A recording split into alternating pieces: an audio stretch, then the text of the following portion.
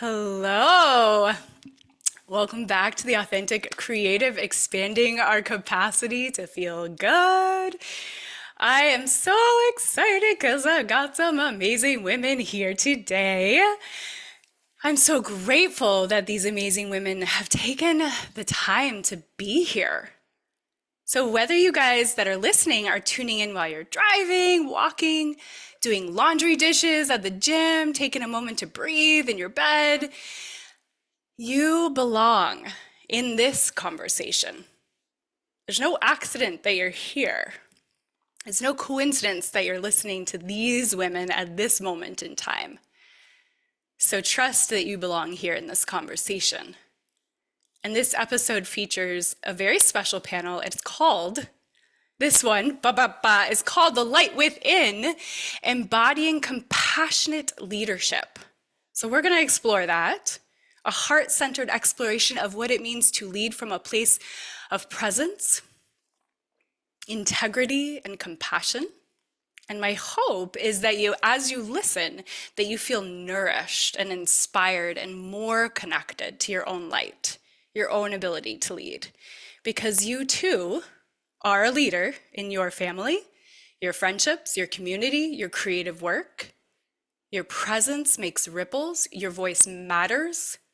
So before we dive in, I want to share that I had the honor of leading some of these radiant panelists through a transformational breathwork session infused with Reiki before we started.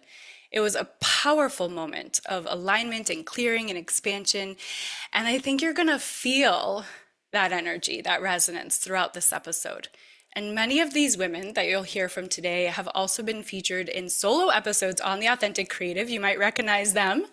So if one of them speaks to your soul, I invite you to go back and listen to their full episode. Their stories, their wisdom, and presence shine in such beautiful and unique ways. There's gold in every piece of their story. And they've spoken to my soul, and that's why they're here. So I invite you to go back, listen to their full episode, their story, their wisdom, their presence. So beautiful and so unique. So here's our little opening poem. Tangi is in the house, yes. Okay, let us begin with a breath. Let us begin with a bow to the unwavering dignity that rises from within, to the quiet roar of compassion, the rhythm of cause and effect, the courage to face the storms and polish the mirror of the heart. Leadership reveals itself through inner transformation and bold determination, through turning poison into medicine and bringing hope where it's needed most. We lead with fierce tenderness, undaunted spirit, and a vow to uplift all life. We greet challenge with courage, we meet suffering with wisdom, and we stand tall with purpose, rooted in what is right. This is the light within. It is your boundless potential, and it cannot be extinguished. It cannot be destroyed. So I am so delighted to introduce our incredible panelists. Paden Hughes, life coach and energy healer. I mean, these titles are just little short intros. These women are so much more than what I'm saying as their intro, okay? So you know that. But Paden Hughes, life coach and energy healer. Karaleigh.garrison, motivational musician and confidence catalyst. Erin Patten, metaphysical business mentor. Lesley Alberts, mother and emotional leader. Sierra Sophia Mercier, artist and author. Robyn, Cohen, actress, director, and educator. Alicia Skye, intuitive guide.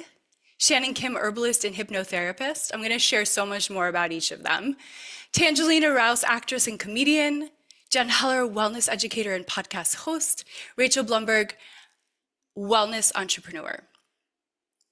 So we're going to start with the incredible Paden Hughes, transformational life coach, energy healer, best-selling author, helping high-achieving women, I'm like yelling into this mic, break free from burnout and reconnect with their inner knowing through her liberated lightworker system. So Paden, I have a beautiful question for you. Feel free to ask me to repeat it if you need me to. But here's your question is, how do you reconnect to your inner light when leadership feels heavy?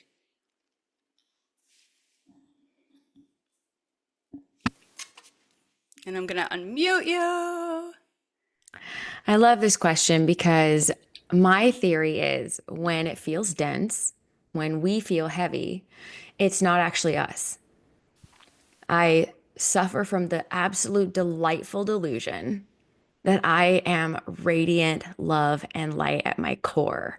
So when it feels dense and when it feels heavy, I'm not wrong for it. And I think that's a really beautiful awareness. It's not my fault. Doesn't mean that I don't also suffer from my own shadow and these moments of not representing what I'm here to really embody, but with the integrity of saying, "Oh, something's dense in my field." And that's the way I look at it. Something's here, it's heavy, and I'm witness to that, and I'm not helpless to it either.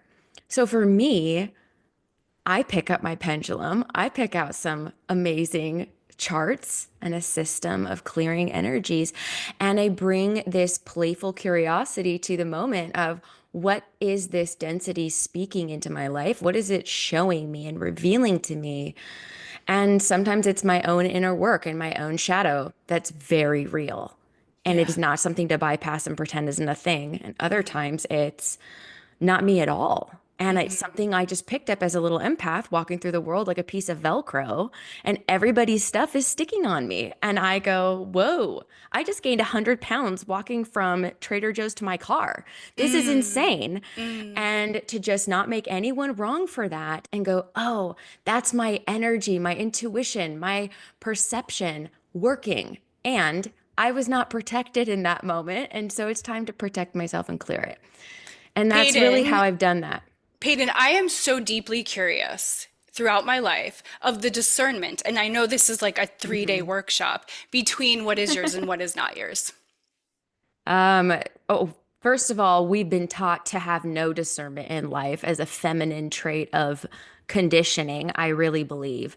I don't think a single woman on this planet needs to be convinced her intuition isn't a thing. However, how she works with it, that does create some awareness. And so for me, I look at it as like, we really have to know ourselves. Mm. And I wore so many masks and was so heavily conditioned coming from a very patriarchal, good girl syndrome background. It took me a while to realize who I was because I had forgotten that I was this beautiful, radiant energy that I now recognize as home inside of me. That took a while, and I'm so grateful to have arrived there. But it does mean you need to get to know yourself. And for me, that was spending time every day in nature alone, not listening to Yes, anything, not yes, indoctrinating myself, just yes. like, who am I without the noise? And it Fuck was yeah. very vulnerable and it was very slow, but it delivered exactly what I'd hoped, which was I know who I am. And I freaking love that vibration of me. And I want the world to know it. Ah, yes, more of that. Thank you, Paden. Beautiful, potent, authentic, and so true. Like a million times yes. Getting into nature and just being with yourself and not being inundated by anything or anyone else and just knowing who you are. That's the best. I did that the other day and it's the best. Thank you. So I recently interviewed Paden. Freaking incredible interview. You guys go listen to it. She's amazing. She's so intuitive, so powerful, so psychic, so all the things. And there's just more. Because we have all these incredible women, we're going to keep going. But thank you for that so much. Okay, so Karaleigh.garrison is a motivational musician, confidence catalyst, and vocal visionary who inspires others to rise into the fullest version of themselves. So, Karaleigh, how can using our voice, you're a singer, a beautiful singer, you help others to empower themselves, even how can using our voice, even when it's hard, be an act of leadership? Ooh, thank you. I love, love, love this question. And I've been pondering on it for the last several days because it is so much of my message and so much of who I am and so much of the work that I've been doing over my lifetime, really. I spent so much of my life playing small and then unraveling like why. why am I playing small when I was meant to be so big and so loud and so much and so afraid of being a lot? And I keep coming back over and over again to the Marianne Williamson quote where she says, as we let our own light shine, we unconsciously give other people permission to do the same. And then she goes on and says, as we are liberated from our own fear, our presence, like the light that we literally emanate out, our presence automatically liberates others. Yes. I had this experience just recently where I was in a choir and I was singing, and I was the only for soprano singing the loudest and the highest. And I kept apologizing and asking, like, am I too loud? Do I need to tone it down? I'm sure I'm too much, because I had so many times as a kid where I was the loudest and my Yeah. parents were in charge of the choir and they were like, you need to blend in, you need to be smaller. And I kept getting the feedback of, no, you can be louder. We can barely hear you. And then when we had our performance, it was, I heard you and it was amazing. And it's reteaching my nervous system daily, literally even in the moment before we came onto this, that it is okay. It's not just safe, but it lights everybody else's fire up when I am all of me, when I'm as big and bold and loud as I can be, which is really, really fucking loud. I get to be all of me and it lights everyone else up. And it's a good thing. And it's not a bad thing. It's Yes. the best thing for the world when I'm all of me. Yes. Yes. Yes. Amen. Snaps, claps, they're all, popping off. And so then we lead by being all of ourselves. We lead others to do the same. That's right. Liberating ourselves. Who am I? I'm here to shine, to be bright, not to hide my light. Yeah. And you're so incredible, Karaleigh. Karaleigh and I taught a podcasting course together, and she was just such a blessing to work with. I love you so much. I love you too. And I love you, Paden. I didn't say that. I love all of you. So thank you, Karaleigh, for that. Permission, because so many of us have heard invalidations throughout our life, and we've decided, we've made it mean something, and we don't need to do that anymore. So Erin Patten, my new friend, keynote speaker, metaphysical master, and founder of the Meta Business World, helping beautiful, loving, and knowledgeable BLK women thrive in business and in soul. Erin, how do you weave spirit and strategy together in how you lead? Well, first, I want to thank you for having me and being amongst all these beautiful goddesses. I said it before, I got to say it again for everybody to hear. And I love this question because it invites us to think about our purpose.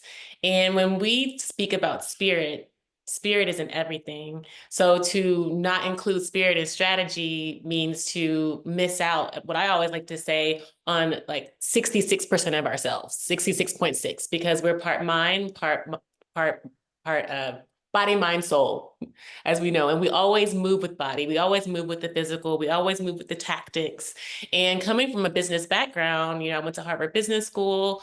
We're using our brains. We're thinking so much, but we also have our emotions. And then we also have this beautiful light that we're speaking to now that is also imbued with unique intelligence that's only for this particular soul. So to leave out those very intangible, but almost but an essential aspects of ourselves means to not have strategy at all, in my view, because it's kind of like leading with just tactics and also doing that which came before us. The theories that worked for somebody else may not always work for us. And so especially as women of color, especially as women, name the identity you want to name onto it. There, we have to tap into that which makes us unique. And I have redefined Black for myself as beautiful, loving, and knowledgeable, because for me, being a BLACK woman comes with so many boundaries and barriers and misnomers and identities that I no longer align with. And so I had to do that work for myself to unlock and uncover who I am. I'm beautiful, I'm loving, I'm knowledgeable, I am a woman in a woman body, I'm a soul in a woman body. So how am I gonna move in my business knowing this to be true for myself? And so this is actually how I started to weave the spirit and the strategy is then, okay, then I'm going to use my unique experiences in this body to then inform the work that I do, how I pay my bills, how I live my life, how I inspire other people. And this is essentially what I teach and also what I embody, because that which we came to do in this physical body is also that which is going to get us to $1 trillion. And I will say that again, that which we came to in this light body, in this physical body, is going to get us to that $1 billion, $1 trillion dream.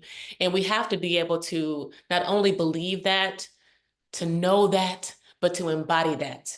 And once we come into that embodiment, that's when everything starts to flow to us.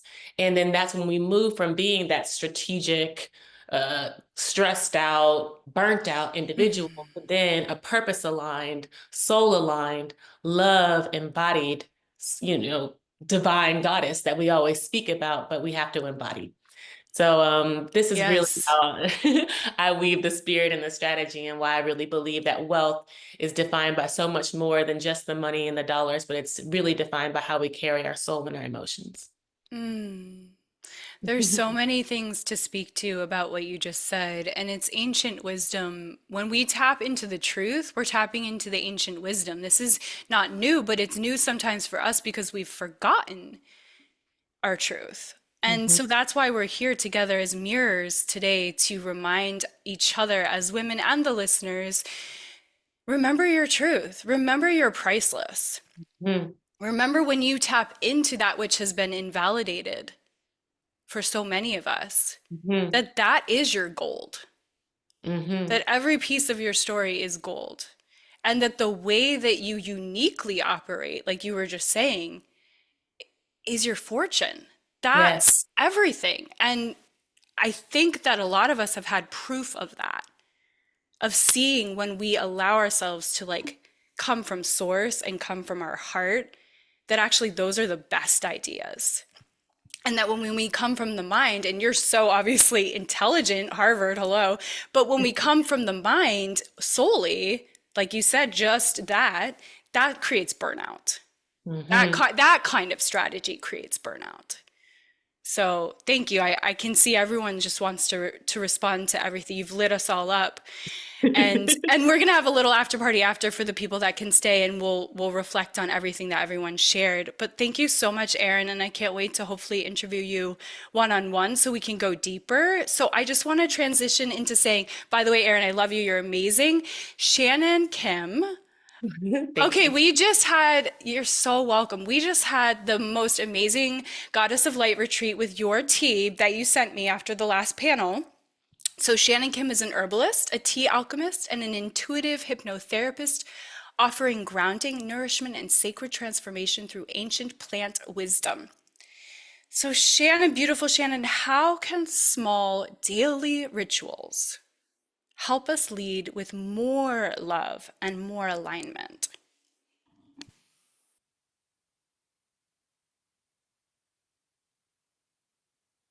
Hi, Siri. Thank you so much for having me, and thank you for serving the tea at your goddess retreat. It's so special. It was. You. Oh, I love that.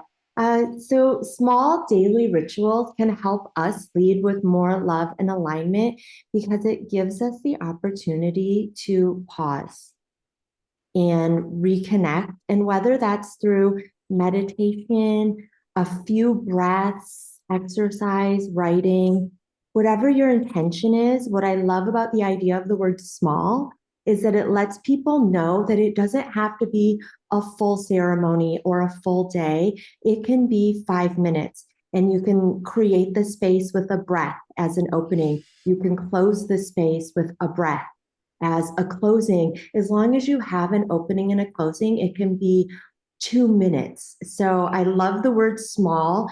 And what's great about it is because of the intention, it really helps us shift into our internal frequency. And this inner shift and this vibrational change, it changes the way that we interact with the world outside of us. So then we start to get a different experience. And that's why we're able to get into our authentic frequency. We are able to ground our energy. We can align with our highest timeline. We can channel our inner wisdom, and we can meet our highest experience, and we can meet ourselves there. Another thing that I love about a small daily ritual of any size is that it creates a habit. And when we have those habits, then we start to think about patterns. And when we think about pattern recognition, we start to see our patterns, which gives us a deeper awareness and a bigger opportunity for emotional healing, to shift our perspective and to also change our experience. So there are so many ways that just these small daily habits or rituals help us connect with who we are, recognize our patterns, and make big changes over time just by having a small, consistent daily shift. Yes, it's so important for our nervous system regulation, for our somatic support, for we go at the speed of safety, right? We excel at the speed of safety. So if we're trying to go too fast or we're skipping steps, like manifesting generator that I am, if I skip a step, I gotta go back. I got some hands in the house. Like, I love this small, incremental ritual that you're talking about because of course, in our modern day and age, we are in our daily lives. We're not on a mountaintop necessarily most of the time. Yes, we might have a sacred retreat or workshop, what have you, but then we go back to our daily life. And how can we implement these sacred rituals to start to repattern slowly, safely, and sustainably, right? It gives you the opportunity to have every moment be sacred based on the intention that you put into it. Because you, like you said, we don't have a spa day every day, Yeah. but you can have 2 minutes a day, whether it's working with your voice, writing, however it is that you channel your gifts, that creates a sacred space, and that is a ritual. Yeah. I keep seeing dandelion. Do you have dandelion in one of your teas? I don't, but maybe I Me. will. I mean, it's a great, yeah, okay, thank Throwing you. that out there. Shannon, I love you. Thank you so much for your wisdom. Thank you for reminding us that it's safe to slow down. And not only is it safe, but it's essential. So, Yes. Sierra Sophia Mercier, artist, world traveler, and author helping others attract cosmic love. Sierra, how does living and creating from a place of love shift the way you lead and connect with others? Thank you for this question, Siri. Well, what this brings to mind for me is really, first and foremost, the universal law of cause and effect, that everything we think, say, or do is a cause, and that cause creates an effect, it has an effect attached to it. So the moment we make that cause, the effect is immediately dispersed into the universe. And depending on our karma and when we are ready to meet that effect, it will appear. So, uh, just simply, good causes create good effects, and bad causes create bad effects. But I have a chapter in my book, How to Attract Your Cosmic Love Partner, called Choose Love. And I feel like when we make causes rooted in love, the effects are just unbelievably beautiful and saturate our lives with such benefit. Anytime I'm, struggling in a relationship with somebody, or whether that's somebody I know, close to me, family, husband, whoever, or it's the stranger out in the world, if I have a moment to just pause and say, okay, choose love. What is the most loving choice or action right now? I think our our world is very reactive. We react really quickly, and that's usually based in emotion and ego. But just having this little mantra of choosing love brings us back to our highest selves. And then when we react from a loving place instead of a negative place, then the effects of that are just so beautiful. Like, I can't even really put into words how how much fortune you create in your life when you act from a place of love. And the opposite is true. we When we react from a non-loving place, and then or we're just moving through the world in a non-loving place, it really closes us off, and it prevents us from synchronicity and connection. Yeah. And the last thing I wanted to talk about is that love is magnetic. It literally has a magnetic frequency to it. And I personally believe that love is so magnetically powerful that it has the power to draw two beings back to one another lifetime after lifetime. And so when we are going about our daily lives and out in the world, and we are in a state of love, in the frequency of love, people are drawn to us, animals are drawn to us, synchronicity is drawn to us. We just become magnetic, and people feel that energy. We don't even have to say anything, we just emanate this magnetic frequency. That is beautiful. And that's so much what you embody. I see this loving, compassionate leadership that starts with your self-care, your self-love, your permission that you give yourself, Sierra, to not be on social media, to do things the way you do them, to be in nature, to go slow if you need to go slow, to honor your family, to prioritize your family. These are such beautiful choices and I was thinking about when you were talking about coming from a place of love or coming from the opposite of fear or, hatred or what have you, those reactive places. I'm really thinking about we don't ever regret if we respond from a place of love. Yeah. We do regret everything else. And so if we want to live intentionally and we want to lead from our hearts and our souls, really understanding back to what Paden was talking about, and Karaleigh and Shannon and Erin, we're all talking about being in our integrity, using our whole self, knowing our whole self.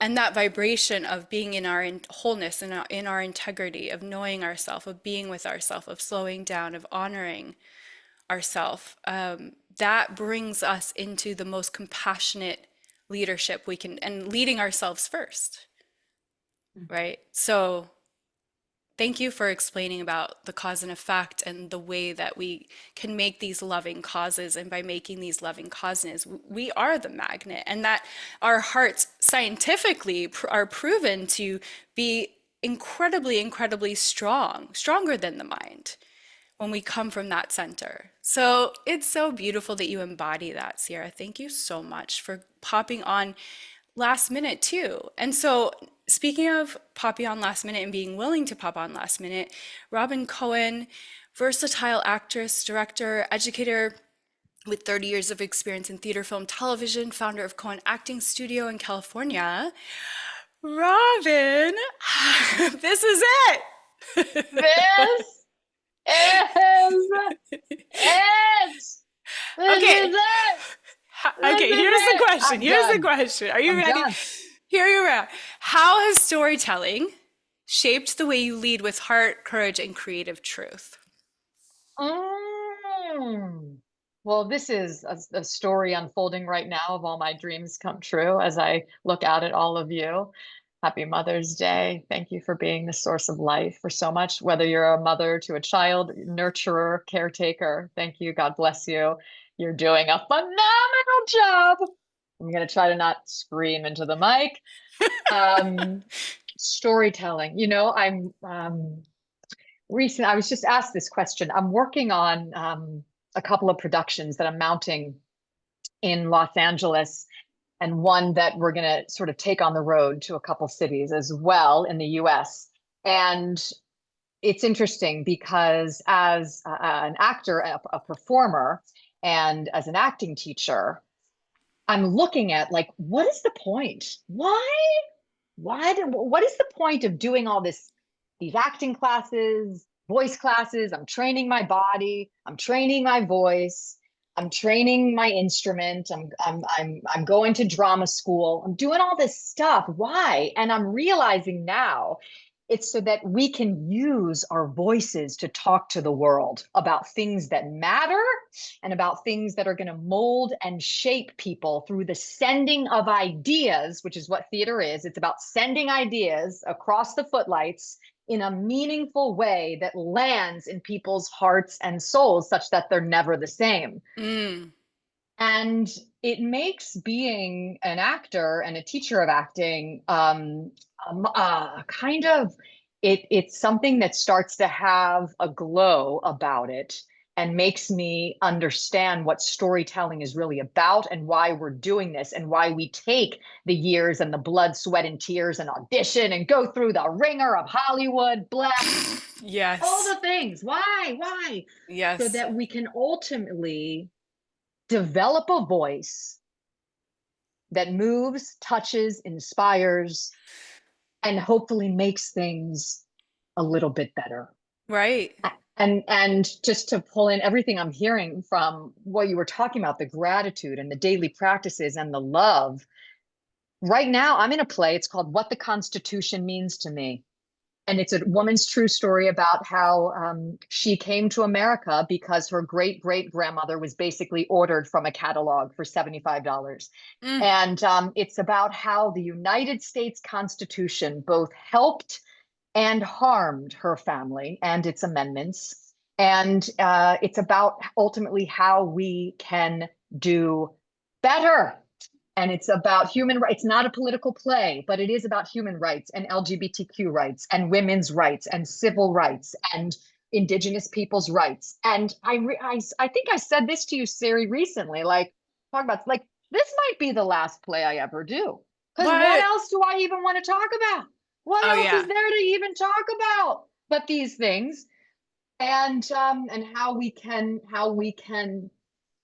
govern and lead better than we are. And so it's exciting, the prospect of being a storyteller and infusing it with love. And then just to borrow, and what you were talking about in terms of the gratitude and the love. And as I look around, the aim now is to go forward without judgment. I'm realizing that anything I'm judging in someone else is something that I am hating on myself, that I haven't yet looked at, that's hidden, dark and stealthy, furtively in a corner, that doesn't want to be seen. And it's what I oftentimes am judging out there. Yep. And so I'm looking into that. And I'm also looking into, as I go forward as a storyteller, about being unreasonable. And what I mean by that is, there's a million reasons not to go forward with love. There's a million reasons to judge. There's a million reasons to tear down, to make wrong. Yep. And so my mantra in the morning is, I'm going to be without all my reasons, meaning I'm going to be unreasonable. Not that I'm going to go and rob a bank to get money to pay my rent, but I'm going to be unreasonable, meaning without carrying all of my reasons around about why I should be angry and should be, so I'm being unreasonable. And then everything that this is, that you are, Siri, that everyone in this room is speaking about, which is just, how do we find ourselves in the power and the fullness and the presence of love, and just make that our primary numero uno, like that's our allegiance, like an allegiance to leading with love, like life depends on it. Because these days, I think it does. Yes. I think it actually does. It is such an honor to be with all of you. It's like, I'm knocked back. I'm moved by who you are. I can't believe I got so lucky to be incarnated this go round, like with such incredible people. It's so good to see you all. Thank you. Thank you. Thank you for your fierce intelligence and your brave ferocity and your gorgeous spirits and courageous souls. You light me up, you knock me back, and you knock my socks off. And once again, you need new socks. So go get some new socks, Robyn. Go. I'm going to Target right now. Okay, stop making me cry. Okay, next. They have cats. They have kitty cats, pussy cats all over them. Robyn, you're incredible. I love you to the moon and back. Thank you for dropping into that wisdom and sharing so beautifully. I feel very inspired, Thank as you. always. Likewise. Thank you. I love you. So I love you too. I love you more. Alicia Sky, intuitive guide. I got to be on her podcast. Oh my gosh, what a great podcast. So good. Mindfulness facilitator and creator of the Brilliance Method podcast and membership suite. Alicia, how does intuition help you lead with clarity and compassion? This is such a perfect question for me. Thank you, Siri. So thoughtful to the way you put all of this together for everyone. And by the way, all your friends are gorgeous inside and out. So party at Siri's house is going to be awesome. And Robyn, most people who rob banks don't get caught. So I support you robbing a bank. And first of all, I love what you said, Siri, when you were talking to Sierra. You said we don't regret when we lead from a place of love. And that seems to be the theme that's come up so much with what everybody has said. And everyone who listens to your show or works with any of us on this panel knows that your intuition is just as real and strong of a sense as sight and sound and touch. What else? Taste and smell, right? It's all real. And intuition helps you lead with clarity and compassion because it anchors you in presence. When you're truly tuned in, when you're listening instead of pushing or judging, you don't second guess, you just know. Not because someone told you or because it makes sense. Sometimes it doesn't make sense. When does love truly make sense? Like it's the most bananas thing sometimes, and it's because it resonates in your body, and you mentioned Manny Jenny's earlier. And so maybe it resonates, your intuition resonates in your physical body, or maybe you feel it emotionally, but you have it. We all have it. And when we learn to hear it and trust it, it truly clears the noise and the distortion of external opinions and urgency and ego-driven pressure, which is such bullshit. And that's what ruins our life. And if you're present enough to hear yourself, your life completely shifts. And this is why I teach mindfulness to so many companies and why it's infused in my podcast and my group work, because the more present we are, the more tuned in we are, and the more ourselves we be and become.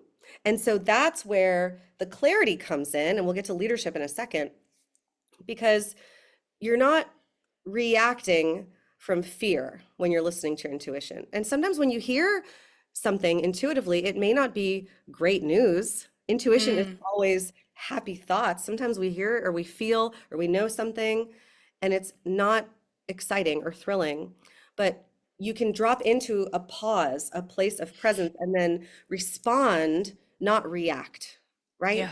And you're reaching people and you're leading people from a place of compassion, a soul-led place, right? Guiding people rather than having to hold on or grip or pretend that we're in control of anything. And that's the difference between leading from control and leading from connection. There's so much I could say about this, Siri. I know. I would love everybody to truly ask themselves, when was the last time I just knew something before I had proof, and just start to journal it, right? Keep a little psychic journal to get more tapped in. And what happened when I followed or ignored that knowing, right? And then track it. Like I'm a Virgo rising, so sometimes I track things, I pay attention to things. What signal, right? Like what emotional, Virgo, energetic signals tell me that something is aligned. Okay. And I mean, I don't know how much more time I have, but last thoughts. So leadership. Okay. So when you're in tune with yourself, you're more attuned to others. Doesn't that just make sense? Yeah. So we don't rush people. We don't rush them through their process, just as we're not rushing ourselves. So even now, could we all just breathe and drop in and just be? We don't fix people. We witness. We don't control. We co-create. That is compassion. Compassion isn't just kindness. It is presence without agenda. It is, I see you without needing to change you. That makes me want to cry. And that's only possible when you're not projecting your own fear or agenda in the moment. And That, I believe, is truly the power of intuitive leadership. And if more leaders led from this place, there would be less war, there would be less crime, there would be less bullshit around the world, and people would be happier and healthier and wealthier. Let's get to that trillion, Erin. I heard you. Mhm. Ooh, Alicia, a million gold nuggets there. Thank you for reminding us of the pause, just like Shannon did, of just knowing that what we know is everything, what we already know in our body, right? Embodying compassionate leadership. It's about listening to the body. The body knows the truth. That's what I'm hearing you say.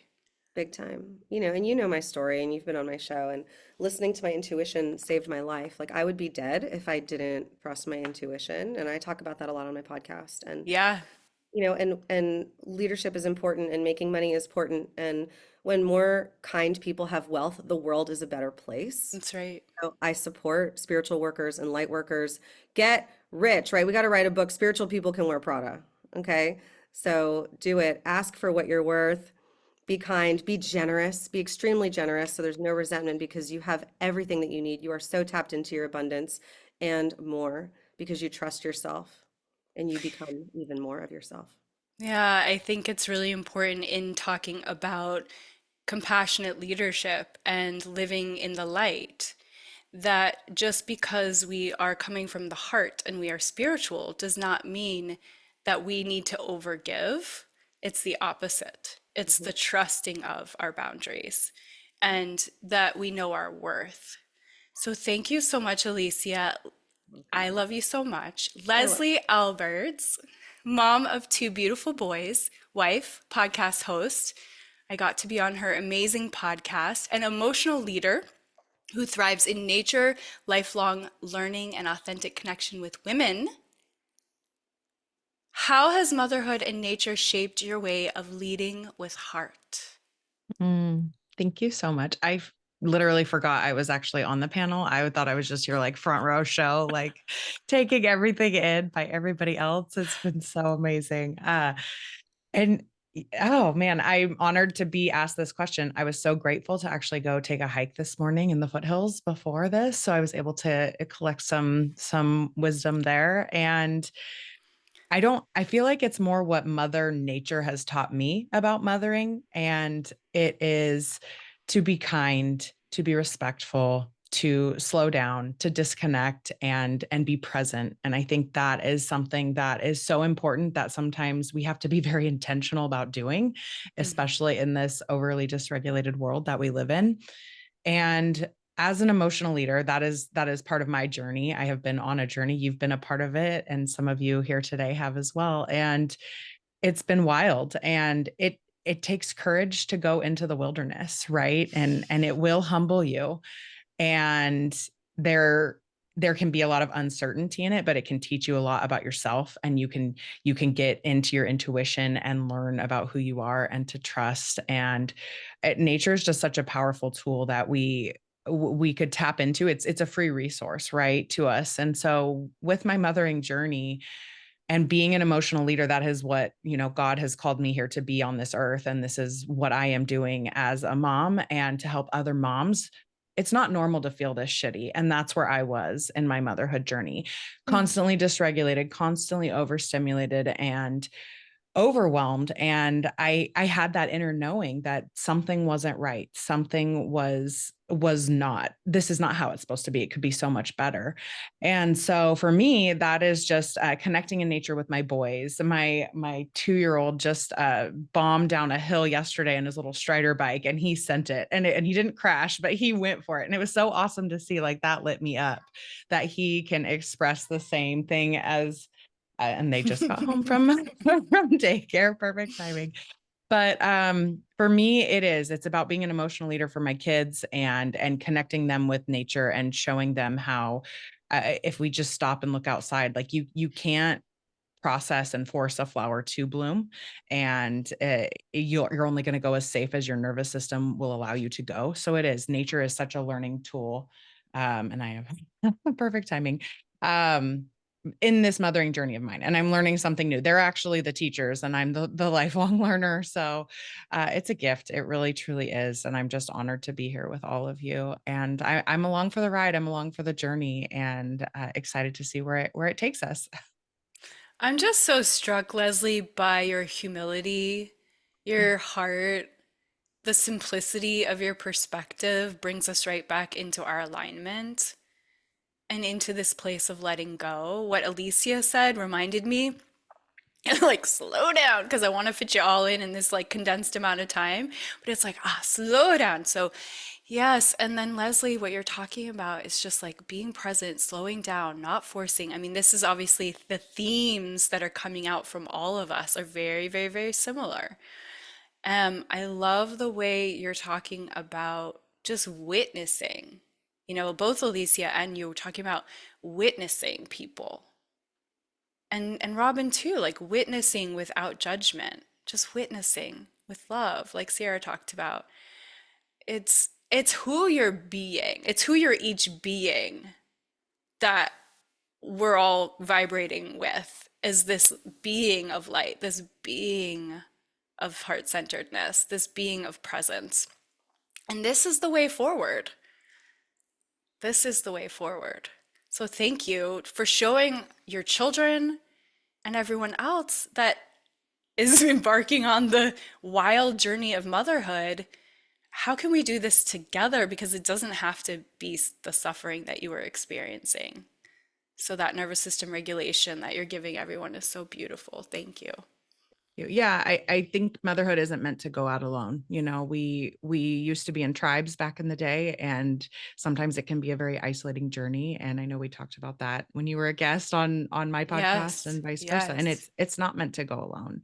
And we are here in community together to uplift each other and just be there, just to hold space and be in this community with each other. So thank you for letting me be a part of your community. Yeah, thank you. Gosh, as mothers, but just as human women, we are meant to be in tribe. And this is our tribe right now in this moment. So beautiful. Okay, I love you, Lesley. So Tangelia Rouse, actress, comedian, and Buddhist practitioner, known for bringing diverse characters to life on screen and sharing joy through art and presence. She has a podcast that she just started working on with her mama sister, Sam Hoey. Is that how I say it? It's called Power Mama Podcast. And so, Tangi, how do laughter, storytelling, and authenticity strengthen your leadership? Wow. First of all, I mean, thank you for, again, this is the second time I've been able to experience this panel, have the panel experience, and I'm so grateful. And like, I wish this were something that like we could do every day. Like, I just wake up, go to my crew, my panel, fill up all the cups, and then do my day. So I'm like, there's something there. There's something there. And I just, everybody, like, I am so fired up again. Like, Robyn, I mean, you know, I want to slap everybody. I say that with love. Like, I don't condone violence, but it's the energy is, I am so full that it has to come out some ways. You know what I mean? Birds flap their wings. I will slap every last one of you with, because my God, okay? I laughter. So just what we just experienced just now. Yeah. Laughter. What I have learned is that it is similar to music, how music is instantaneous. Like you feel it right away. Okay.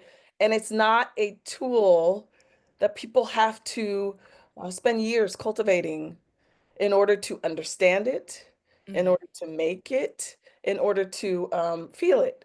And so laughter has been, for me, that tool that literally can transport us back into the present. Yeah. Everyone has mentioned presence, which is, it gives me so much hope for the evolution of the human being to hear women speak of being present as the norm. Like, this is what we need to be expressing and talking about.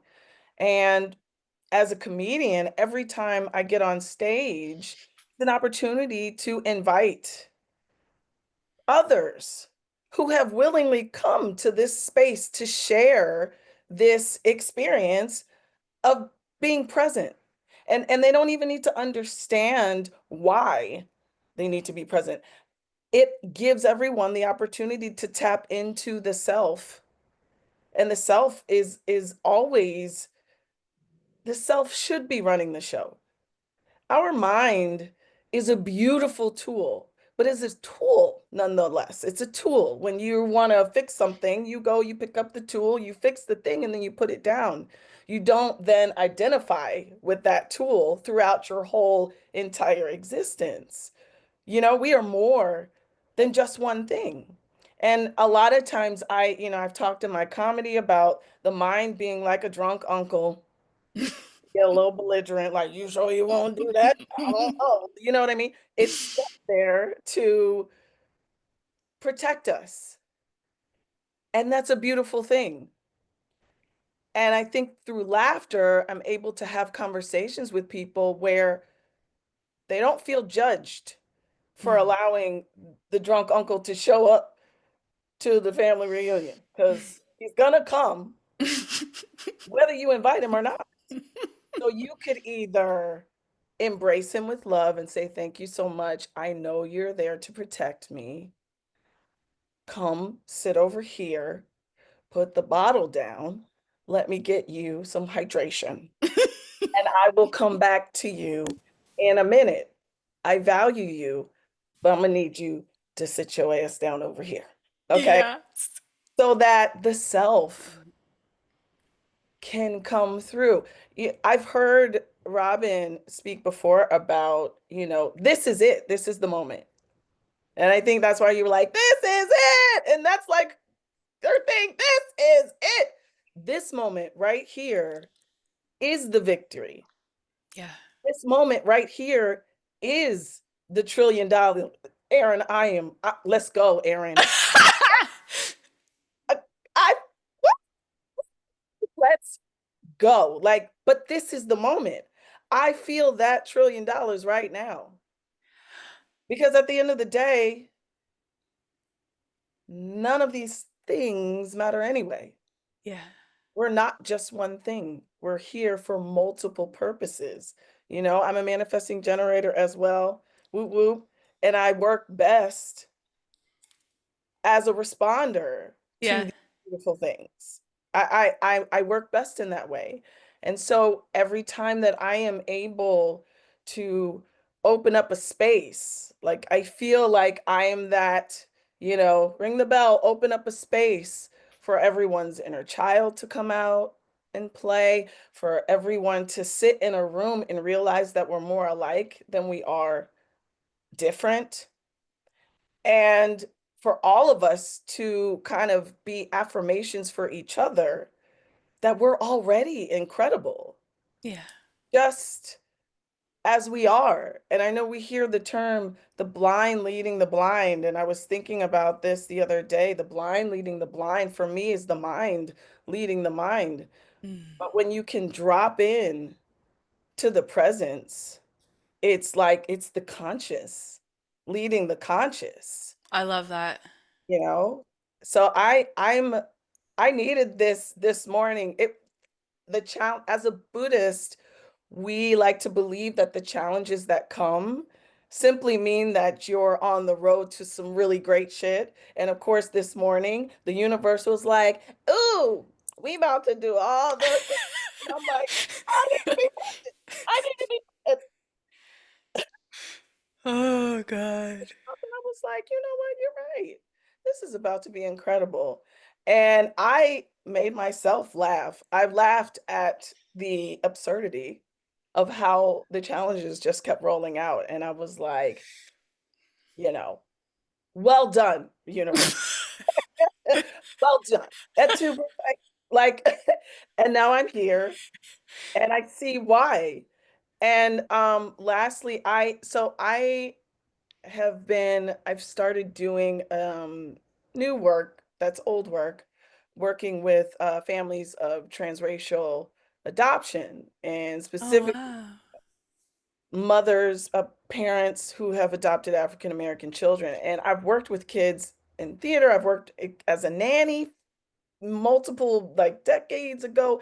And I realized that one of my purposes is to help these families create these individual family cultures, and for parents to feel safe enough to make mistakes, to ask all the crazy questions, to show up for their kids, to create a space where these kids can see themselves and in their environment, and whether it be me showing up, but also the things that their families are doing for them in order for them to really know who they are.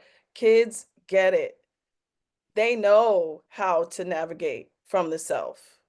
It's not something that they have been that we all have that. We started out like that. It's just going through life, the mind, and times are different now.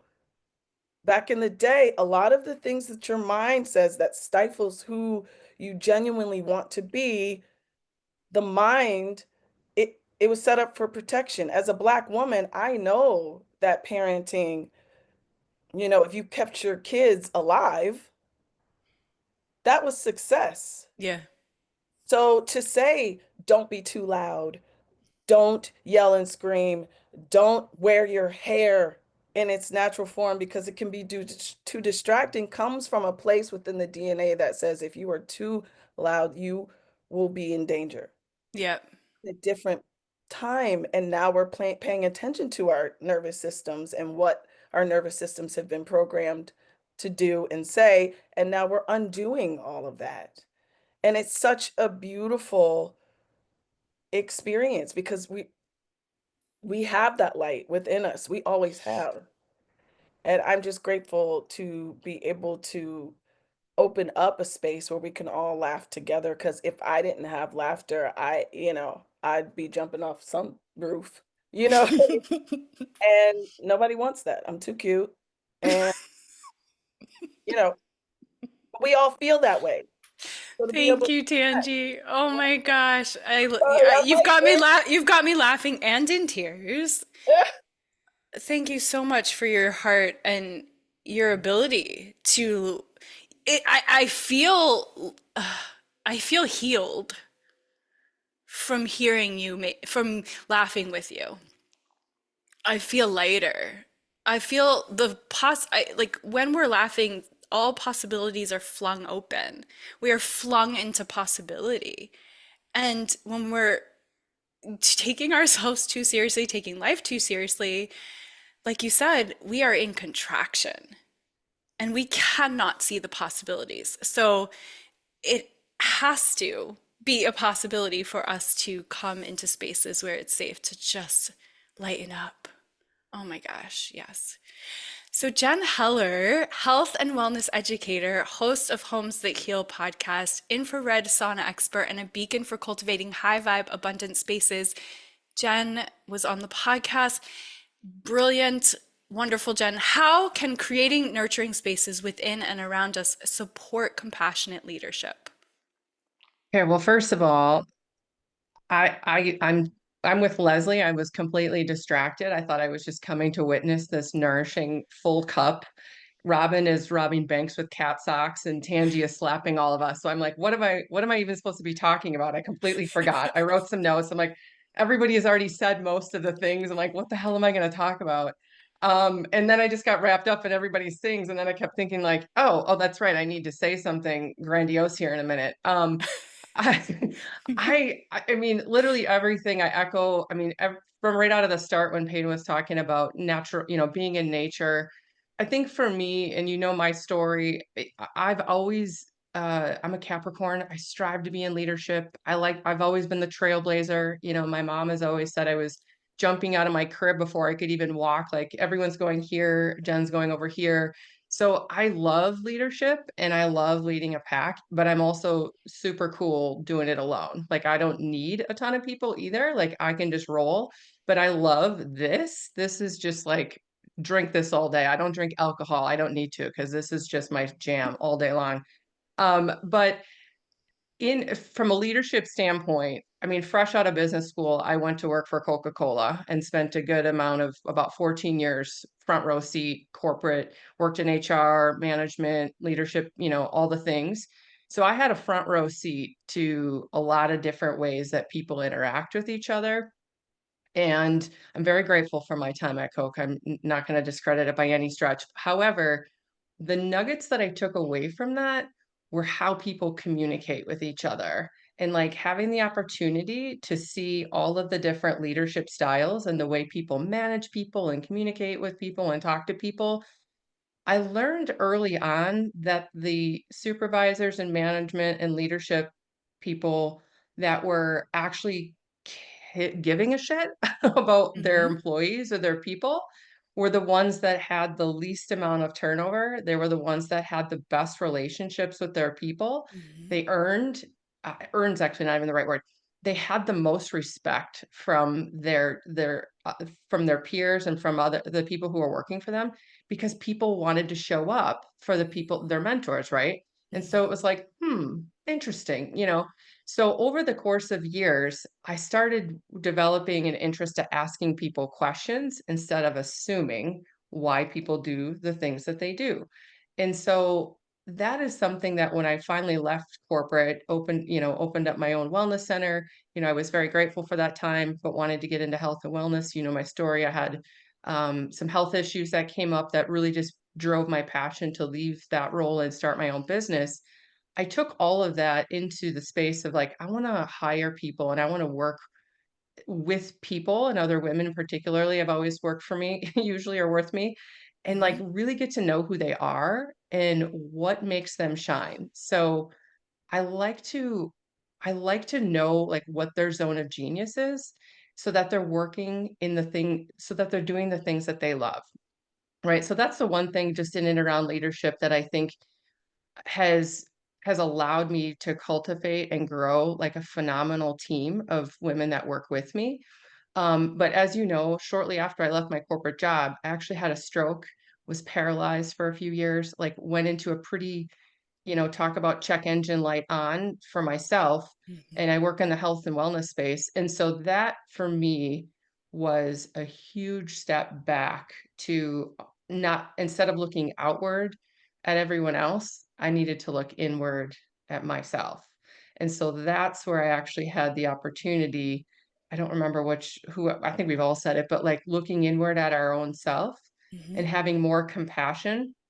I was working like a good worker bee, running business, doing all the things, but I was not taking the time that I needed to like really balance and harmonize what allowed me to thrive. And so for me at that time, it was, I sold my house in the city. You know, we actually ended up letting the wellness center go during COVID. I bought a big house in nature, built this, you know, whole wellness haven, as I like to call it, in my home. Brought in all the modalities that I needed, oxygen chamber, all these different things to like really build the space to be compassionate and give myself the love and the nurturing that I needed so that I could get back out and do the things that I love, which is lead and teach and educate and all the things. But I guess I don't know if I've answered your question, but I think the biggest thing that I learned along the way was what did I need? And then taking the time to take care of myself, but also doing this, like one of the biggest aha lessons for myself, because I was pretty ashamed actually to talk about my story. I know I shared that with you openly. We've been on each other's shows. I hid my stroke and my paralysis from a lot of people for a few years. Actually, I was really good at hiding it because I was embarrassed and I was ashamed to admit that I needed help.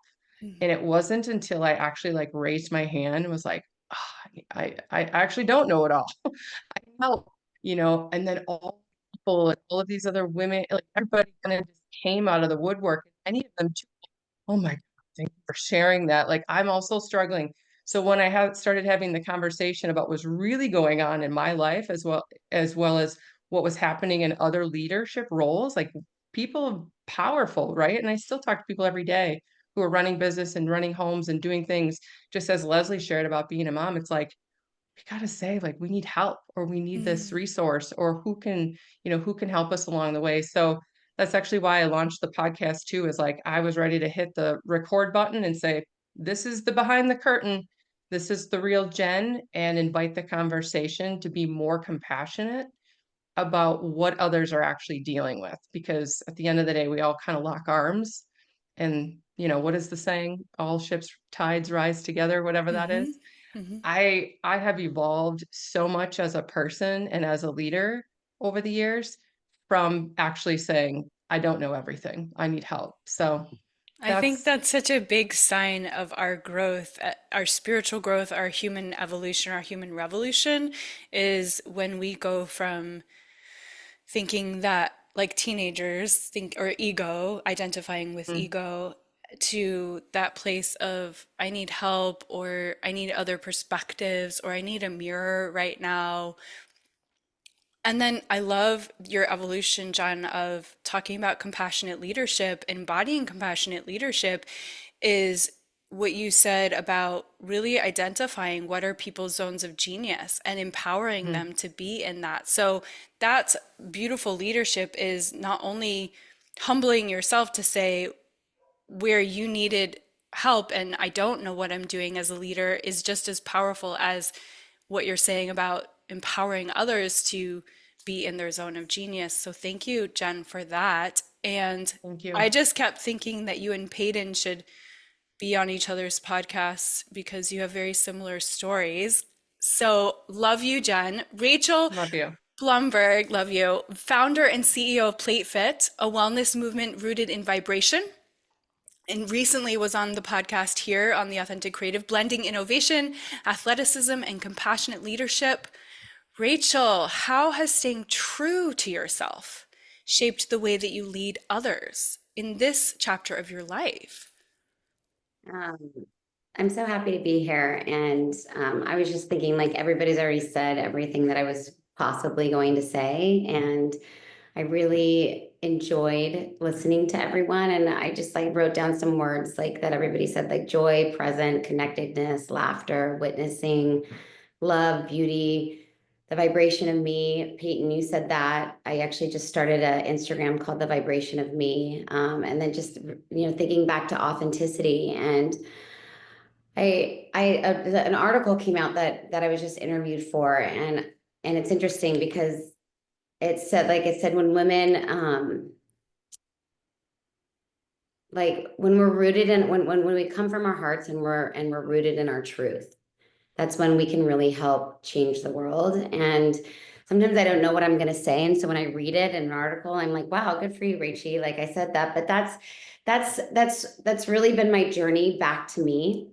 There's been so many different adorations of myself. I mean, I'm now 46 years old, and I started this business when I was 26 years old. And, now I've had 5 studios. I just closed my 4th studio. I closed my 4th studio because I'm downsizing. I feel like sometimes what worked for me when I was 27 years old doesn't work for me when I'm 46 years old, and I'm slowing down, and I'm just coming from a different place. And when I come from the vibration of me and the authentic me that I am, I really reach so many different people. And so that's how I lead, and that's what's attractive. And Peyton talked about this. I don't know where you talked about this, but I've heard this said a million times. And it's, authenticity is 4,000 times more powerful than love. When we are coming from our true selves, we really reach other people, and without even meaning to reach other people. You know what I mean? Like closing my eyes in the morning and connecting with my heart, because that's where I get my source. That's where I get my truth. That's where I get my power and my vibrantness to go out and to be me really, really impacts others. And I don't know how it's going to impact others, but it just does. And I am not a manifest generator. I'm a projector. And I love being a projector because I need my rest. I need to go inward. I need to actually really connect inward. And I just think as I get older, I just want to be more me. Like, I want to be less of what everybody tells me to be. I wanted, like, that's why I think, like, what Lesley said and Jen said, and everybody said here, it's like going into nature. And sometimes if you don't even have nature, like I live in LA, I live in like, a lot of concreteness. It's like, it's just closing my eyes and connecting inward. And the power of that and my ability to lead others it like really shocks me. It's like when I lay my head down at night, I'm like, wow. Like being me is awesome. It's fucking amazing. It's amazing the power we each have. And like, I just really felt that today from everyone. Like the more authentic I am, the more I attract authentic human beings. Yes. That is just so powerful. And like when women feel good, we do good. Yes. And that's it. When men do good, they feel good. When women feel good, we do good. And so, being in our truth, being in our hearts is really going to change the world, and the world needs changing. And so I just honor each and every one of you guys.